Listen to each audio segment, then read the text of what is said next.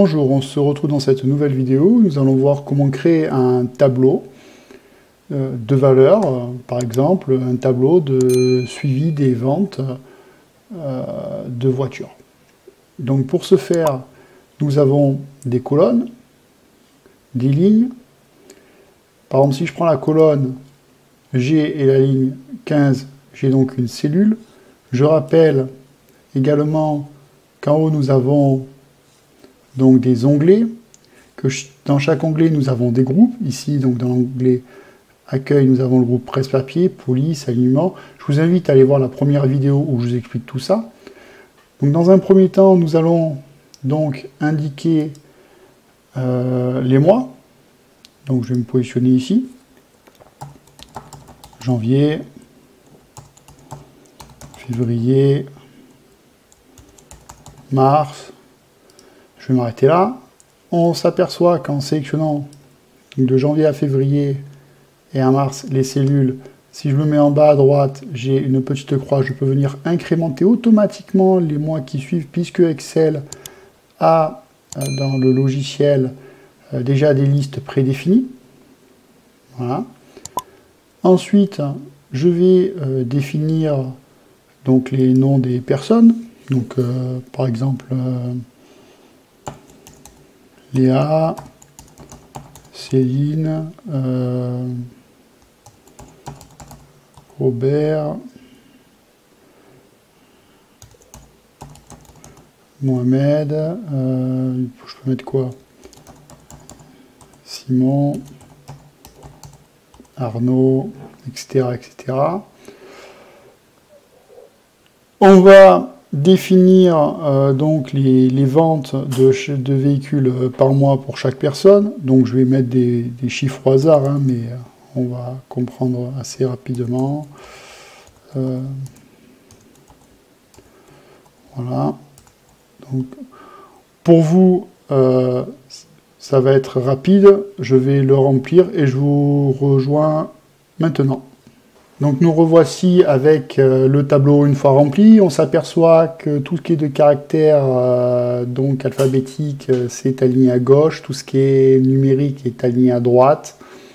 Donc pour remédier à tout ça, je pourrais très bien sélectionner cellule par cellule ou colonne par colonne et aller dans le groupe alignement de l'onglet Accueil et aller dans Centrer. Voilà. Mais je ne vais pas faire ça, je vais aller plus simple, je vais aller ici, en haut à gauche, et je vais faire Centrer.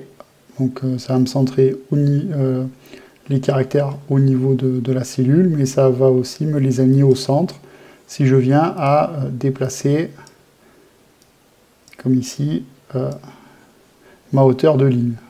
Voilà, si par exemple je mets en haut, voilà, je suis en haut, si je mets en bas, puis centrer. Donc je double-clique. Voilà. Pour avoir une vision globale, on va avoir un total, voilà, comme ici. Maintenant, je vais définir tout simplement les sommes. Donc pour ce faire, je vais me mettre ici et je vais aller dans... je pourrais très bien faire une formule, aller dans la barre de formule et taper égale somme et sélectionner ici, voilà, pour avoir les sommes. Je ne vais pas le faire, je vais tout simplement, donc je vais effacer, je vais aller ici, somme, voilà, il me le sélectionne automatiquement, je fais entrer, d'ici, sur la cellule C12, je vais me mettre en position d'incrémentation, je vais aller faire l'incrémentation jusqu'au bout. On s'aperçoit que la dernière cellule, donc O12 à 0, forcément, puisque j'ai rien entre O6 et O11. Je vais donc faire, ici, mettre une formule somme, donc, de C6. Alors, là, on voit très bien, il y a marqué nombre 1, point virgule, je peux mettre, voilà, point virgule, revenir, mais ça serait vraiment pas très c'est pas très utile, autant aller au plus court, et au lieu de mettre point virgule, on va mettre 2 points, et je vais aller directement à décembre. Et je vais sélectionner décembre. Je fais entrer. Et j'incrémente. De là, donc Léa a vendu 108 véhicules dans l'année. Je vais donc incrémenter jusqu'à la ligne correspondant à Arnaud. Et donc j'ai 475 véhicules vendus dans l'année. Maintenant, on est bien d'accord que ce tableau, quand on le regarde, il est vraiment il est basique. Hein, c'est-à-dire que j'ai pas de couleur, j'ai pas de cadre, j'ai rien. Donc ce qu'on va faire, on va aller au plus rapide, au plus simple. Je vais définir un gabarit, je vais définir une police de caractère. Donc pour ce faire, je vais mettre par exemple en Time New Roman, en 14, admettons. D'ici, je vais copier cette police de caractère. Je vais la mettre ici. Voilà. Je reprends. Je vais me mettre en jaune, par exemple. Ici, je vais prendre la police de caractère. Donc Calibri, je vais me mettre, par exemple, en 10. Je vais venir reproduire la mise en forme de Léa. Voilà. Je vais mettre en bleu. Une fois qu'on est ici, on va simplement sélectionner l'ensemble de notre tableau, aller dans le groupe police de mon onglet accueil, mettre toutes des bordures. Et ce que je vais faire maintenant, c'est que je vais également mettre un pourcentage, une colonne pourcentage. Donc je vais calculer le pourcentage. Donc je mets pourcentage, je vais juste calculer le pourcentage de véhicules vendus par vendeur. Donc là, je vais mettre une formule égale donc O6 fois 100 sur 475. Alors j'ai énormément de décimales, mais ça c'est pas bien grave. Je peux très bien venir en enlever les décimales. Concernant la formule, donc on peut l'écrire de cette façon. J'aurais très bien pu mettre des parenthèses, mais on sait très bien que les formules se font de la gauche vers la droite, donc ce parenthèse n'avait pas lieu d'être. Maintenant que je suis ici, je vais incrémenter. Et on s'aperçoit qu'il y a un petit souci. Lequel? Sur la vidéo précédente, je vous avais montré qu'on doit figer la cellule avec $, figé en ligne et en colonne, la cellule $ pour l'incrémentation. Sinon, quand je suis ici, regardez où elle se trouve en bas. De même, quand je suis ici, ben, forcément, elle se trouve en bas. Donc c'est pas bon, normalement elle aurait dû être ici par exemple. Donc ce qu'on va faire, maintenant que j'ai modifié et que j'ai mis $, je vais incrémenter ma cellule P6 jusqu'à P11. Voilà, et là je vais faire somme. Je remets ma somme, j'ai bien 100%. Je reviens mettre mes cadres. Une fois que je suis là, donc je vais reprendre là par exemple la partie, ici je vais mettre en rouge, pour bien que ça se voit. Quand je suis ici, on va aller dans les cadres, et on va choisir bordure épaisse encadrée, pour avoir une mise en forme un peu plus claire.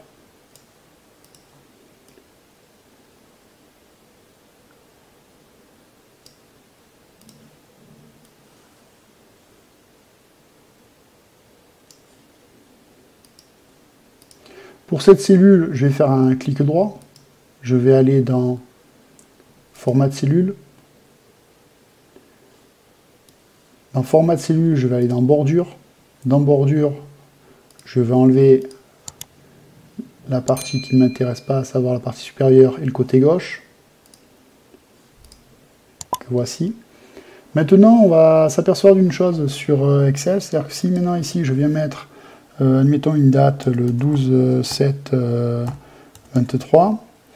on s'aperçoit qu'automatiquement, il me fait cette somme. En fait, cette somme, comment elle est calculée? Une année pour Excel, c'est 365 jours, donc 365 en unité. Le numéro 1 de la date, c'est le 1er janvier 1900. Donc lui, il a calculé le nombre de jours d'écart entre le 1er janvier 1900 et le 12 juillet 2023.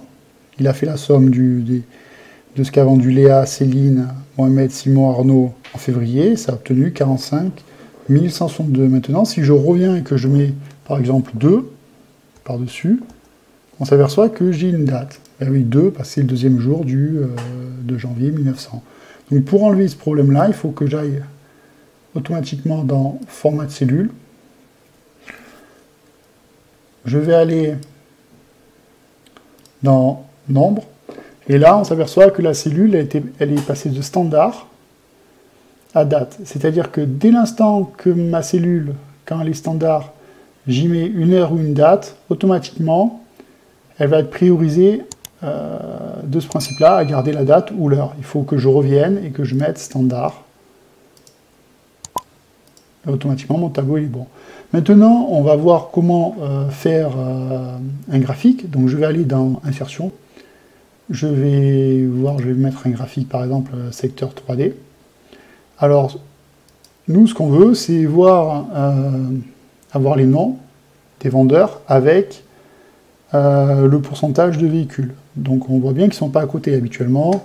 Les tableaux, on a juste à sélectionner les noms avec la quantité de véhicules, c'est à côté. Alors, pour sélectionner les deux zones qui sont distinctes, sur Apple, je vais donc sélectionner la première zone et je vais appuyer sur Commande. Sur Windows, vous appuyerez sur CTRL et puis vous allez sur la deuxième zone à sélectionner. De là, vous allez sur la zone graphique, donc le groupe graphique de l'onglet Insertion. Vous prenez secteur 3D.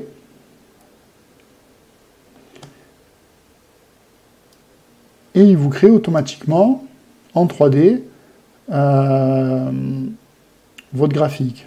De là, bon, ben, vous n'avez plus qu'à mettre ici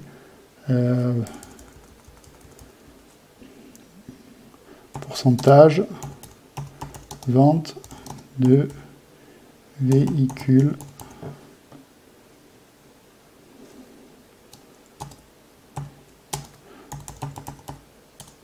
par vendeur.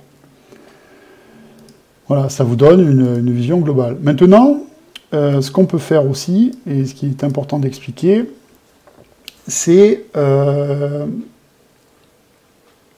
l'utilité du titre. Alors, comment je vais pouvoir mettre un titre sur mon onglet sur ma feuille, sur ma feuille. Alors, si je le mets là, par exemple, je vais marquer vente de véhicules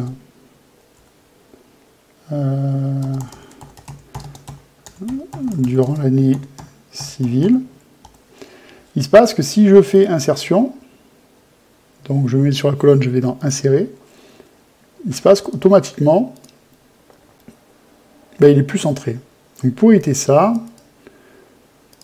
on va simplement faire en sorte, donc là je vais faire copier pour éviter de, je vais le couper, voilà, et je vais sélectionner donc de ma première colonne à ma dernière colonne, en gardant une cellule de libre au-dessus de mes premiers caractères, je viens sélectionner cette zone, de là je vais dans fusionner, mais je vais faire fusionner et centrer. Je vais venir dessus, dans ma fonction, et je vais remettre ce que j'avais coupé, et on s'aperçoit qu'automatiquement c'est centré. Je viens choisir donc un caractère, une police de texte qui va permettre de comprendre que c'est un titre assez facilement. Voilà, tout en mettant, par exemple, celui-ci. fond rouge, et là on va mettre par exemple fond blanc. Alors, pour ce qui est maintenant de l'usage du tableau, il y a aussi une deuxième chose qu'il faut comprendre, c'est qu'ici on a un écartement qui est clairement défini en largeur de colonne, qui est de 2,29 cm. Alors, souvent, c'est aussi marqué en pixels. Ça peut être marqué en pixels, ça arrive. Alors, il s'avère que on va avoir des mois avec des écritures plus longues. Par exemple, je pense à septembre, décembre, qui vont être plus longues que les mois mars, avril, mai. Alors, le plus simple, ça serait de sélectionner l'ensemble des colonnes, d'aller en largeur de colonne et de mettre la largeur de colonne qui correspond au mois le plus long en termes de largeur, de telle sorte que toutes mes colonnes aient la même largeur. Ensuite, si on veut, pour moi c'est un tableau qui est relativement clair maintenant, si on veut le condenser, qu'il prenne moins d'espace pour son impression, on peut aller entre les colonnes, double-cliquer, et on s'aperçoit qu'il va réduire au maximum la largeur de la colonne concernée, afin d'avoir au final un tableau qui va être assez facile à imprimer. On n'aura pas de problème d'impression sur plusieurs feuilles. Voilà, donc j'espère que cette vidéo vous aura permis de bien comprendre et de mieux appréhender la notion de la réalisation d'un tableau dans Excel, ainsi que les premiers pas qui vous ont permis de réaliser un graphique au sein d'une feuille Excel. N'oublions pas également les ventes. Par exemple, c'est le tableau des ventes. Donc là, on va intituler vente véhicule année. Voilà, on va mettre un titre à notre feuille pour que ça soit lisible. N'hésitez pas à vous abonner, à partager, à liker, ça m'aide au référencement. Je vous dis donc à la prochaine vidéo en espérant que celle-ci vous a plu.